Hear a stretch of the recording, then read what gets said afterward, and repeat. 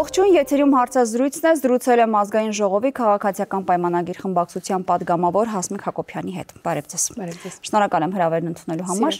Տիկին Հակոբյան օրեր շարունակ ազգային ժողովում լսում է գլխավոր դատախազության, քննչական կոմիտեի, հակակոռուպցիոն կոմիտեի տարեկան զեկույցները եւ ըստ ամենայնի, եթե փորձենք գնահատել, դա վիճակագրություն է։ Թվեր եւ շատ հաճախ արդյունքների մասին մենք քիչ ենք լսում։ Դրա մասին նույնիսկ ձեր պատգամավորներն են արձանագրում։ Անկամ այսօր ձեր գործընկերներից մեկը հարց բարձրացրեց, արդյոք այս բոլոր թվերը աշխատանքի իմիտացիա չեն, որովհետեւ աշխատանքի արդյունքը ըստ նրա պետք է լինի հանցանքի ապացուցման մեջ, վճիռներ ստանալը։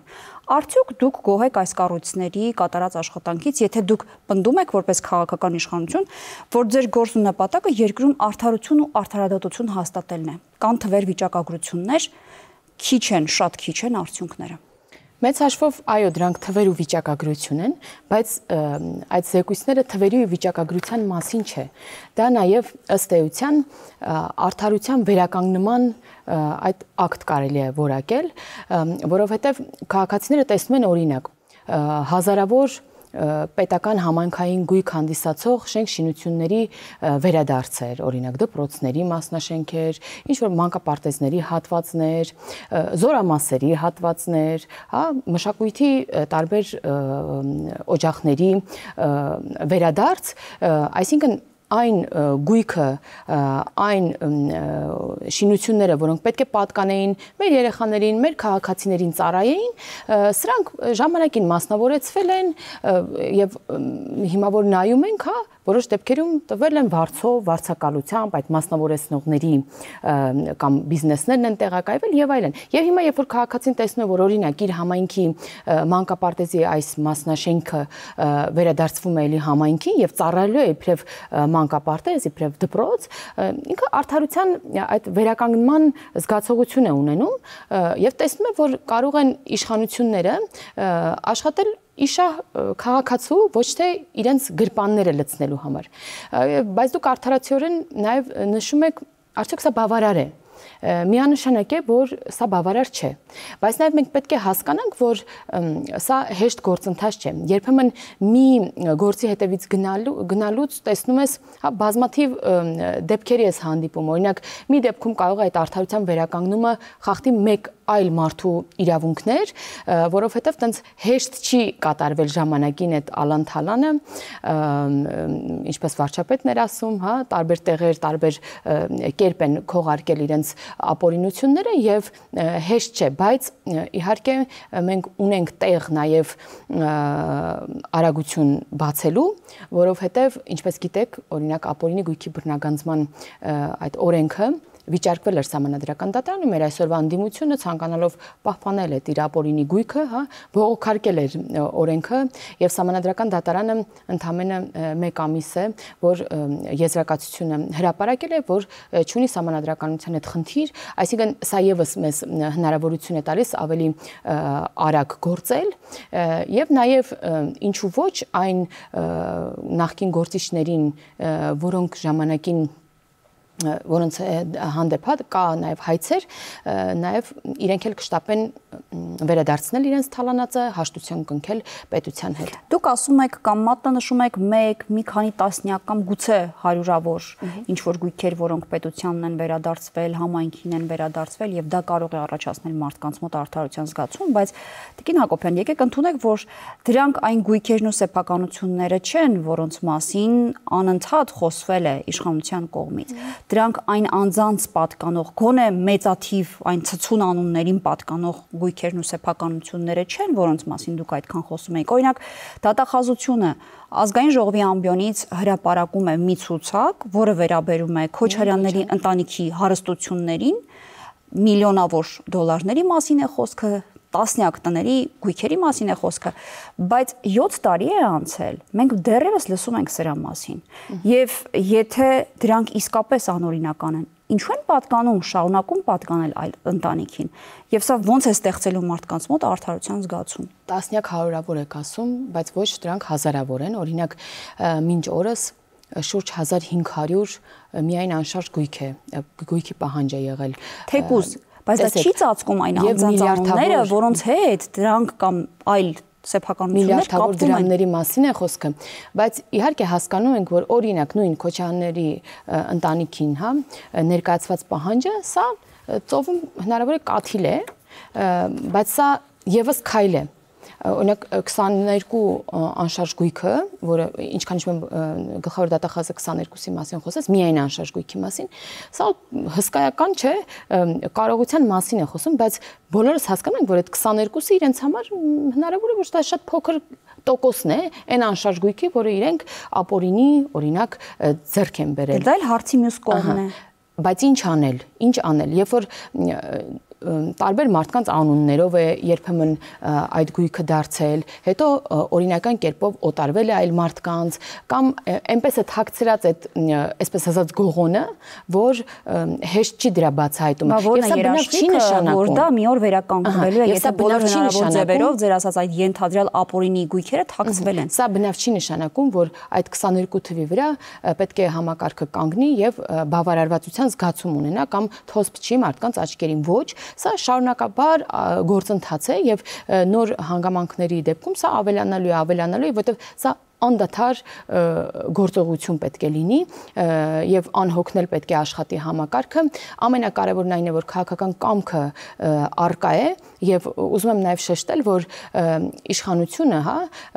այս քաղաքական պատասխանատուները ամեն ինչ արել են դրա համար։ Օրինակ, ինչպես ասացի, օրենք են ընդունել ապօրինի գույքի բռնագանձման համար, ինստիտուտ են ստեղծել, հակակոռուպցիոն, չէ, համակարգ են ստեղծել։ Արդյունքն է կարևոր, Տիկին Հակոբյան, արդյունքն է կարևոր։ Հիմա արդյունքները կան, որոնք չեն բավարարում։ Եկեք համարենք, որ սա չենք կարող համարել, որ սա առաջընթաց չէ, որ սա քայլ առաջ չէ։ Սա ամբողջությամբ իրականացում է, հա, այն խոստումի, որ օրինակ հեղափոխության ժամանակ մենք տալիս ենք։ Բնականաբար սա ամբողջությամբ չենք իրականացրել եւ դեռ երկար պետք է սրա համար աշխատենք, որ ամբողջությամբ համարենք կամ բավարարող լինի հասարակությանը այն վերադարձը, որը որ եղել է իրենից թալան։ Կամ օրինակ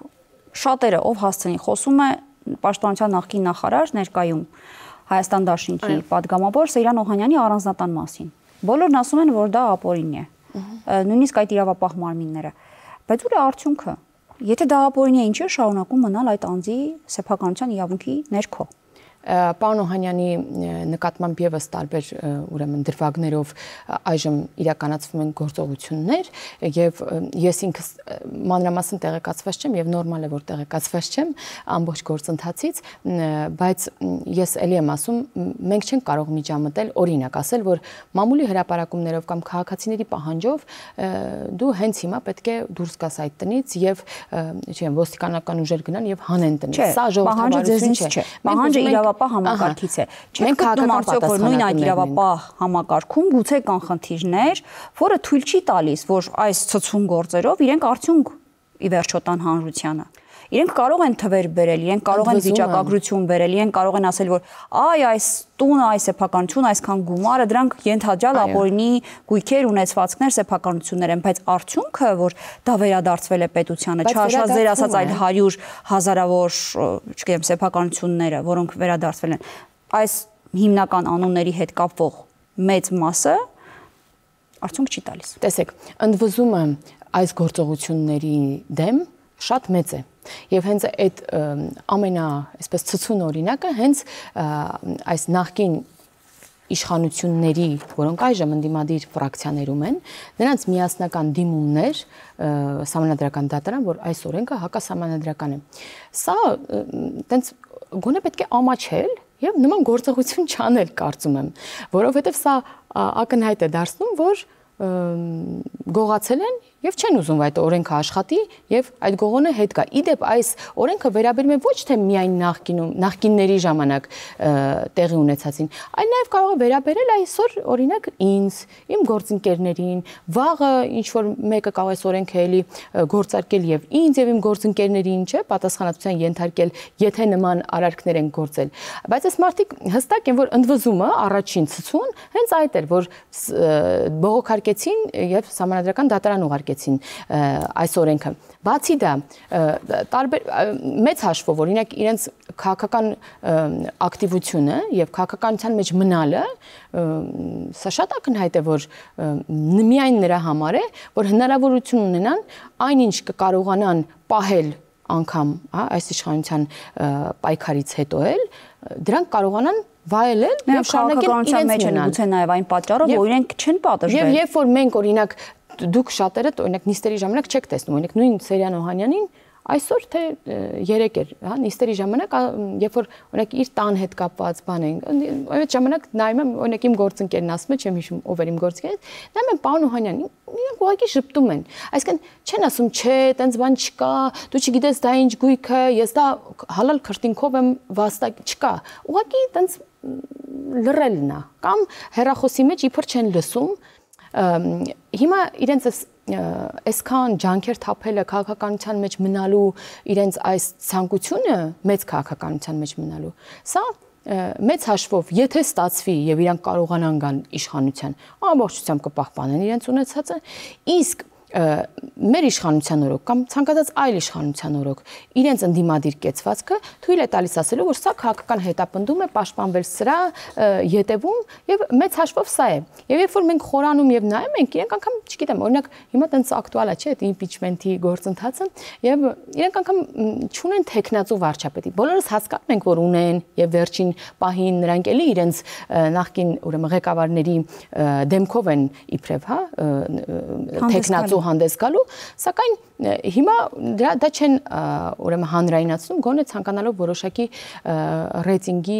պահպանում ունենալ, այն ինչ որ մնացել է նրանց այսքան մաշված ռեյտինգից։ Տիգին Հակոբյան, արդյոք ճիշտ է տպավորությունն այն մասով, որ իշխանությանը նաև ձեռնտու են այս թեմաները, ժամանակ առ ժամանակ հանրության ներվը սրելու համար, ինչպես դուք եք ձևակերպում նախկիններին ճակերտերում հարվածելու համար, որպեսզի կարողանաք որոշակի քաղաքական դիվիդենդներ շահել։ Խոսքը նոր բանի մասին չէ, ներկաների ու նախկինների այս տարիներ չարչրկված կռվի մասին է։ Չեք կարծում, որ արդյոք մի օր ոչ հանրությունն է հետաքրքրվելու այդ մարդկանց ունեցած չունեցածով, ոչ էլ հանրությանը հետաքրքրելու են արդեն ձեր ասած խոստումները, որ մի օր նրանք պատասխան են տալու իրենց ունեցած չունեցածի համար, օրինական թե ապօրինի, զուտ այն պատճառով, որ մարդիկ ուղղակի հոգնելու են։ Ասել, որ ոչ նրանք շատ բարդ ուրեմն քաղաքական ընդդիմախոսներ են, ես ազնիվ չեմ գտնում։ Այո, շատ խոցելի ուրեմն ընդդիմություն է եւ շատ հարմար է նման մոդելի ընդդիմություն ունենալը ցանկացած իշխանության համար։ Բայց արդյոք օրինակ մենք, որ ունենք այլ օրակարգեր, մենք բազմաթիվ, չէ, ռազմավարական ծրագրեր ունենք եւ նպատակներ ունենք, նաեւ կառավարության ծրագրով եթե նայեք, արդյոք մենք ուզում ենք այս ընդդիմության հետ այդ ամենը իրականացնենք։ Իդեպ ընդդիմությունը շատ կարևոր դերակատարում ունի ղեկավարման, կառավարման համակարգում, որովհետև հենց ընդդիմությունն է, որ պետք է մատնանշի այն թերությունները, որոնք պետք է իշխանություն դրանց վրա ուշադրություն դարձնի եւ ոնց որ բարելավի իր նախագծերը, լավարկի իր օրինակ օրենքները կամ որոշումները եւ այլն։ Բայց մենք տեսնում ենք, որ երբեմն նաև դուք մեր հեռուստադիտողները տեսնում են, որ մենք ներթիմային, հա, երբեմն իրար սկսում ենք ընդդիմանալ, որովհետև պետք է այդ ընդդիմախոսությունը հանուն հասարակության։ Եվ մենք մեր մեջ ենք այդ ընդդիմախոսություն, հա, երբեմն դիրքավորվում եւ մատնացույց անում այդ բացերը եւ երբեմն տպավորություն է վերնագրեր կարող եք տեսնել ներքիմային ինչ-որ խնդիրներ եւ այլն, բայց դրա մասին չեք տեսնում նրանում, որ նրանք են ձեր ընդդիմադիրները, դրանում որևէ մեղք չունի գործող իշխանությունը։ Բայց ինչ մեղք պետք է ունենա։ Ինչ, տեսեք, օրինակ, որոշ հասարակության հատված կարող է մեզ մեղադրել, ասել, խնայում է իշխանությունը այս ընդդիմությանը, բայց նույն կերպ եւ նույն չափով մեզ մեղադրում են օրինակ նույն հասարակության մի հատվածը, որ մենք ճնշում ենք ընդդիմությանը, չգիտեմ, այդ նույն մեզ մեղադրանքները, քաղաքական հետապնդումներ, չգիտեմ, թիրախավորումներ, այս գործերը այսքան մարդու եւ այլն։ Այսինքն այս առումով պետք է ասեմ, որ երբ որ դու անաչառ հայացքով նայում ես, տեսնում ես ուրեմն որ դու ճիշտ ես անում, որ երկու կողմից էլ այդ քննադատությունը կա։ Սակայն ուզում եմ ասել, որ մեզ համար շատ կարևոր է առողջ քննադատություն է եւ երբ որ մենք երբեմն որոշակի այսպես տեսնում ենք, հա, նման դրսևորումներ մեր ընդդիմության կողմից, օրինակ ոլորտային ինչ որ հարցի հետ կապված առողջ քննադատություն, խոսակցություն եւ այլն քննարկում, մենք անկեղծ ուրախանում ենք, անգամ ուզում ենք դա մատնանշել, ոգևորել, որ իրանք այդպես շարունակեն, որովհետեւ ինչքան կարելի է բոլորն էլ հոգնել են մեր հասարակությունը այդ նախկին ներկա, չգիտեմ, դավաճան կոռուպցիոներ եւ այլն, այդ խոսակցություն, բայց մենք մեղավոր չենք, որ այսօրվա դաշտում դա ամեն պատեհ առիթով օգտագործելու ազգային ժողովում։ Տեսեք, ասում եք մենք ունենք մեր օրակարգերը, բայց ոնց որ չենք կարողանում ներկա նախկինների լսում են, դատախազի զեկույցը։ Բայց վերջում ամեն ինչ վերածվում է ներկա նախկինների կռվի։ Ազգային ժողովում արդեն գրեթե պարբերաբար մենք տեսնում ենք վեճը բռնկվում է հենց նախկինների եւ ներկաների շուրջ։ Իհարկե ցանկալի չէ, բայց նորմալ է քաղաքականության մեջ, պարլամենտական երկրներում նաեւ նման դրսևորումները դուք աշխարհի տարբեր քաղաքակիրթ երկրներում կարող եք նման դրսևորումներ տեսնել, նորմալ է այն ցանկալի չէ իհարկե, լավ կլինի որ չլինի, դա մեր վարկանիշի վրա է ազդում մեծ հաշվով եւ մեր հատկապես իբրև իշխանություն եւ ես չեմ ուզենա նման բաներ տեսնել, բայց ակնհայտ է որ ամբողջ աշխարհում լինում են նման դրսևորումներ, հատկապես ընտրություններից առաջ, ոնց որ մենք արդեն թեվակողել ենք նախընտրական ինչ որ փուլ եւ նման դրսևորումներ երբեմն հնարավոր է որ լինեն, բայց մենք ոնց որ ինչ մեղավորություն ունի իշխանությունը, որ օրինակ քաղաքացիները գնացել են եւ տվել են այնքան ձայն Ռոբերտ Քոչարյանի խմբակցությանը ուժին, որ հայտնվի առաջին ընդդիմադիր ուժի այդ համար հատկացված աթոռներին ազգային ժողովում, իսկ կոնկրետ նախկին իշխանությունը Սերժ Սարգսյանի խմբակցությունը հայտնվի մյուս ուրեմն աթոռներին։ Սրանում քաղաքացիները պետք է ընտրեն եւ հիմա շատ լավ շանս է նաեւ դիտարկելու թե ինչ են ուզում տեսնեն հաջորդ խորհրդարանում։ Դե պիտի օրակարգերը դուք ցույց տաք, թե ինչ օրակարգով եք գնում ընտրություններին։ Մենք մեր օրակարգը ցույց ենք տալիս։ Այ ընդդիմությունն ունեն մեկ օրակարգիչները ցույց տան, որ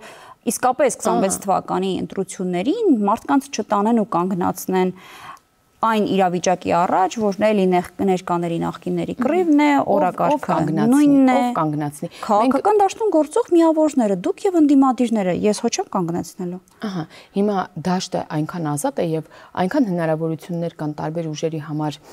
դրսևորվելու, ակտիվանալու, օրինակ թիմ ընտրություններ են լինում եւ շատ թիմ ընտրություններում տարբեր միավորներ, հա, կամ ինչ որ դաշինքում են համախմբում կամ կուսակցություն են մասնակցում եւ սա լավ շանս է թիմում դրսևորելու իրեն, փորձառություն նաեւ հավաքելու եւ հավակնելու հաջորդ ընտրություններում եւ այդ դաշտը բաց է, մրցակցային դաշտը ազատ է եւ կարող են առաջադրվել, բայց եւ ուզում եմ ասել, որ նախորդ ընտրությունները, եթե մենք նայում ենք, ինչքան կուսակցություններ եւ դաշինքներ էին մասնակցում, բայց այնպես ստացվեց, որ երկու ուժ անցողիկ շեմը հաղթարեց։ Իսկ պատիվ ունեմ ընդամենը այդ օրենսդրական պահանջով, հա, չէր հատել անցողիկ շեմը եւ քաղաքացիական պայմանագրի հավաքած ավել ձայների շնորհիվ իր շեմը եւս բարձրացեց այնքան, որ անցնեն խորհրդարան, որտեղ պահանջ կա 3 ուժ ունենալու խորհրդարանում։ Այնպես որ քաղաքացիները պետք է ընտրեն, կլինի քարոզարշավի ընթացք, հիմա էլ բոլոր այդ սոցցանցերում։ Բայց ձեր օրակարգը ո՞րն է լինել։ Դուք ասում եք մենք մեր օրակարգերն առաջարկում ենք, ինչ օրակարգով եք գնալու։ Նայած ինչ թեմայով, օրինակ տարբեր ոլորտային օրակարգեր ունենք, իսկ ինչ վերաբերում է նախընտրական մեր գլխավոր ուղերձը մեր քաղաքացիներին, մենք դեռ դա կմշակենք եւ անպայման սահմանված ժամկետում, եթե ոչ շուտ կներկայացնենք մեր ընտրողներին, մեր քաղաքացիներին, բայց հիմա էլ մենք գաղափարախոսական տարբեր հա թեզեր ենք առաջ քաշում, հենց մեկը իրական Հայաստանի գաղափարախոսությունը, որում ներկայացված են մեր պատկերացումները մեր ուրեմն հասարակության, մեր քաղաքականության մասին եւ սա ուզում եմ շեշտենք, որ ոչ նախընտրական շրջանում էր, եւ իրականում այսօր օրակարգ թելադրում է միայն քաղաքացիական պայմանագիր կուսակցությունը։ Մնացածը արդեն տենց ուղղակի տենց բաներ են, արձագանքներ են եւ վերջ։ Օրակարգ ընդդիմությունն ունեցել է մեկ օրակարգ գալ եւ ուրեմն իշխանապողություն անել, այո, մեզ հեռացնել, իրենք այդ օրակարգով են եկել, բայց տեսնում եք, որ մենք նախընտրական փուլում ենք եւ ինչպես իրենք են հայտարարում, բոլորը պատրաստվում են ընտրություններին, որովհետեւ նաեւ ինչպես ցույց տվեց այս իմպիչմենթի դեռ չսկսված խոսակցությունները, այս օրակարգը չկա ոչ իշխանության, ոչ ընդդիմության մոտ։ Բայց ինչու ընդդիմության մոտ չկա, իրենք տվել են իրենց համաձայնությունը գործընթացի մեկնարկի համար։ Չեն տվել, որովհետև գործընթաց չի սկսել։ Դուք տեսել եք ընդդիմության տեխնացունով է, առանց ընդդիմության կողմից ներկայացված ընդդիմադիր տեխնացուի, վարչապետի տեխնացուի չի կարող գործընթաց սկսել։ Գործընթացը սկսում է այդ կետից, երբ որ հայտնում են թե ով է վարչապետի տեխնացուը, ձեր կարծիքով որպես քաղաքական գործիչ, ինչն է պատճառը, որ իրենք չեն առաջադրում իրենց տեխնացուին։ Այս արտախորհրդարանական տարբեր ուժերի կողմից սկսված խոսակցությունը լակմուսի թուղթ էր ցույց տալու համար, որ ոչ իշխանության, ոչ ընդդիմության մոտ չկա այս օրակարգը, որովհետև ոչ ընդդիմության, ոչ իշխանության ընտրողները չունեն այդ պահանջը։ Այստեղ կարծիք կհնչի այն մասին, որ դե ուրեմն դուք համագործակցում եք լավ էլ իրար հետ եւ դրա համար էլ որևէ մեկի մոտ օրակարգ չկա։ Ես ընդդիմությունը չի ուզում ձեզ հեռացնել։ Սա արդյունքն է նրա, որ հասարակությունը հասկանում է մեր քաղաքականությունը եւ չի տեսնում այլընտրանք մեր քաղաքացիների մեծամասնությունը այս ուժից եւ վարչապետ Նիկոլ Փաշինյանից անդին։ Բա ինչու ընդդիմության մոտ նման օրակարգ չկա, եթե իրենք հենց այդ օրակարգով են 21 թվականին գնացել ընտրությունների ձեզ իշխանությունից հեռացնելու։ Թե խոսքը մասնավորապես վարչապետին անվստահություն հայտնելու օրակարգի մասին է։ Տեսեք, եթե ունենան այդ օրակարգը, իրանք կնախաձեռնեն, իրանք չեն նախաձեռնում։ Իրենք չեն էլ ասում, որ հրաժարվել են իրենց օրակարգից, իրենք շարունակում են պնդել, որ իշխանության փոփոխությունը այս պահի թիվ 1 հրամայականն է, այսինքն ոնց է ստացվում, իրենք այդ օրակարգ չունեն։ Գուցե ուրիշ վախեր կան։ Իրանք նաև այդպես կիրան ոսկեպարով գնում են Արցախ, Արևմտյան Հայաստան են բանանում, հետ բերում տարբեր։ Այդ խոսքով ամեն ինչ կենացներով կարելի ասել գործուն քայլերը մենք տեսնում ենք, որ չկա նման օրակարգ, որովհետև չկա նման գործընթաց, որովհետև չկա հասարակական պահանջ։ Իրենք 21 թվականից սկսած փորձարկել են տարբեր շարժումներ հենց այդ օրակարգը սպասարկելու համար եւ չեն տեսել հասարակության աջակցությունը այս օրակարգին եւ կամաց հասկացել են, որ չէ, պետք է նստեն եւ մյուս ընտրություններին փորձեն էլի տարբեր մանիպուլյացիաներով իդեպ փորձեն իրենց դիրքավորել իբրև իրար ընդդիմախոս եւ փոքր ձայներ փորձեն հավաքել, վերջում միավորվելու ակնկալիքով, որպեսզի նախկինի, այսպես ասած, վերադարձը ոնց եղավ Գյումրիում նախկին, այո, երկու նախկին ուրեմն ղեկավարների դեմքով վերադարձը լինի։ Եվ քանի գնա նախընտրական ուրեմն այս ավելի բուրըն ընթացքը, մենք սա ավելի պարզ ու ցցուն կերպով կտեսնենք հենց եթերներից ինչու ոչ եւ իրենց սոցիալական ցանցերի ակտիվությունից։ Ընդդիմության ի թիվս այլ դժգոհությունների գործող իշխանություններից մեկը արդարադատությունից, ձեր կառուցած արդարադատությունից է այդ դժգոհությունը եւ վերջին ազգային ժողովի նիստերի ժամանակ էլ օրինակներ էին բերվում Նորքի թաղապետի ու ակտիվիստի ծեծը խոսվում էր ձեր նախկին գործընկեր падգամավորին վիրավորած քաղաքացու դեպքի մասին, ընդդիմադիր լրագրողի դեմ կատարվածի մասին, իրենք ուզում են դրանով ցույց տալ, որ երկակի ստանդարտներ են կիրառվում, մեկի դեպքում կալանք է տրվում, մյուսի դեպքում կալանք չի տրվում, այնինչ գուցե հակառակը պիտի լիներ։ Եվ իրականում դա այդպես չլիներ։ Իրենք ասում են, սա երկակի ստանդարտի կիրառում է։ Արդյոք իսկապես կարող են նրանք ճիշտ լինել եւ շատ դեպքերում մեկինում կալանք պիտի չտրվեր կամ նրան այդքան ուժեղ մեղք չվերագրվեր, մյուսին հակառակը։ Սա հղում էր ընդդիմադիր գործիչներին, որոնք տարբեր մեդիա մանիպուլյացիաների արդյունք են կամ սուտ տեղեկությունների արդյունք են։ Այդ ընդդիմադիր լրագրողի դեպքը վաղուց համակարգում 3 կամ դրա նախորդ օրը հերքում եղել է, այն ինչ որ տենց ներկայացնում է մեդիա դաշտը իրենց սպասարկող։ Խոսքը իհարկե Նորքի թաղապետի չմասնավորեցնենք հատուկ դեպքերին, սրանք ուղղակի օրինակներ են ցույց տալու համար, որ երկանկի ստանդարտներ միգուցե գոյություն ունեն։ Բոլորն այդպես են։ Դուք մի քիչ առաջ մեղադրում եք իրենց խնայելու համար, հիմա ասում եք, որ երկակի ստանդարտ է, մենք իրենց բանը ավելի կոշտ ենք վարվում իրենց հետ։ Դա տենց չի լինում, տեսեք, այս երկու թեզը իրար կողք չես կարող դնել, կամ մեկն է, կամ մյուսը։ Եթե խնայում ենք, ապա ոնց ենք ստանդարտ երկակի կիրառում եւ իրենց հանդեպ, օրինակ, չգիտեմ, կալանքներ կիրառվում, չգիտեմ, տարբեր գործողություններ իրենց հանդեպ անում։ Չի իրար կողք չես կարող դնել այս երկու մեղադրանքը։ Մյուս առումով, այս վերջում շատ շահարկված թեմաներից Նորքի թաղապետի դեպքը մեր տարբերությունն այն է ընդդիմադիրներին հանդեպ, որ մենք քննադատաբար ենք վերաբերվում քննադատաբար վերաբերելի այն դրսևորումներին, որոնք եղել են եւ չենք դա պայմանավորում, թե ով է դա կատարել։ Կատարել է մեր օրինակ, չգիտեմ, այն գործընկերը, որի հետ մենք կոալիցիա ունենք քաղաքապետարանում, արել է մեր կուսակցական ընկերը, թե ինչ որ ընդդիմադիր գործիչ։ Եթե քննադատելի արարք է, մենք քննադատում ենք եւ երբեմն նաեւ օրինակ այս վերջում լրագրողի հետ կապված միջադեպը, որ էթիկայի հանձնաժողով էին առաջարկում ստեղծել խորհրդարանում քննարկեցինք, օրինակ ասում են, այ դուք քննադատեցիք ձեր գործընկերոջը, բայց հիմա որպես օրինակ, երբ որ ես հարց եմ տալիս երկակի ստանդարտի մասին իրենց կողմից կիրառվող, իրանք ապացուցում են, որ մեզ մոտ երկակի ստանդարտներ չեն կիրառվում, այսինքն ես քննադատել եմ եւ իմ գործընկերոջ արարքը, որը համարում եմ քննադատելի, եւ օրինակ Սրբազանի նույն արարքը, որը ելի համարում եմ քննադատելի։ Եվ վերջ։ Այդ մեր տարբերությունն է, որ մենք բարձրաձայնում ենք ամեն ինչի հետ կապված։ Նույն թաղապետի դրվագը ես հենց հաջորդ օր կամ հենց այդ օրը առավոտյան այլ տաղավարում է եւ ելի ես քննադատել եմ, որովհետեւ ուժի կիրառումը ամեն դեպքում պետք է բացառել քաղաքական հետևանքը։ Չկա։ Ինչ չկա։ Ինչ քաղաքական հետևանք ասում են, ուր է դրա քաղաքական հետևանքը, դուք կարող եք քննադատել։ Եվ տեսեք, թիմը դա առանձին ընտրովի մարմին է եւ այնտեղ որոշումները այլ կերպ են իրականացվում։ Օրինակ, եթե լիներ մեր կուսակցության ներկայացուցիչը թաղապետի պաշտոնում, կարող եք օրինակ հիմա ինձ քննադատել եւ քանի որ մենք օրինակ մեր կուսակցական ֆորմատում մենք դա չենք քննարկել եւ չենք եկել այդ որոշման։ Իսկ ինչ կլինի հանրապետություն կուսակցության ներկայացուցչի հետագա ճակատագիրը, գիտեք որ գործ է հարուցվել եւ չի կարելի ասել էլի որ օրինակ աչք է փակվել այդ միջադեպի վրա, հետագայում քաղաքական պատասխանատվությունն ինչպիսին կլինի, մենք վերջնական արդյունքից հետո նաև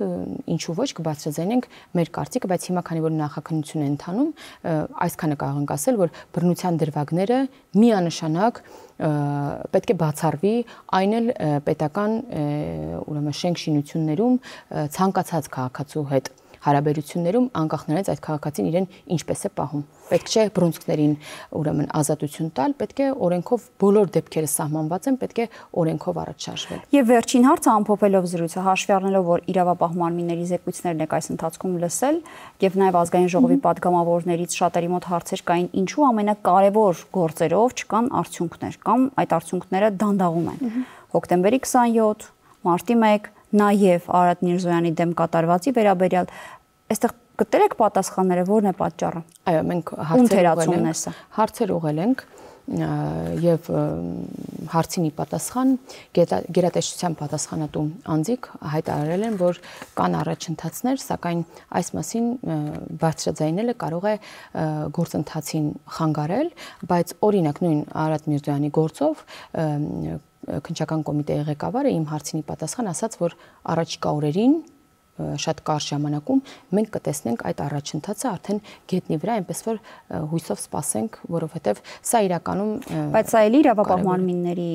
նախաքննական մարմինների խնդիրների հետ է կապված։ Գործը քանի որ ամբողջությամբ բացահայտված չէ, բոլոր անձիկ գործող ներգրաված չեն եւ նաեւ ես այսպես ազդակ ստացա նաև որոշակի կազմակերպված լինելու հետ կապված, ապա ես հիմա սպասում եմ առաջիկայում ունենանք այդ առաջընթացը գոնե այս գործով եւ հետեւություններ անենք նաեւ սրա հետ կապված, բայց նաեւ ձեր նշած նախորդիվ երկու դեպքերի հետ կապված եւս գործերում առաջընթացներ կան, այնպես որ հուսանք, որ առաջիկայում մենք կունենանք բավարարող հասարակության համար բավարարող նորություններ գործերի բացահայտմանը։ Շնորհակալ եմ։ Զրուցակիցս ազգային ժողովի падգամավոր Հասմիկ Հակոբյանն էր, կհանդիպենք։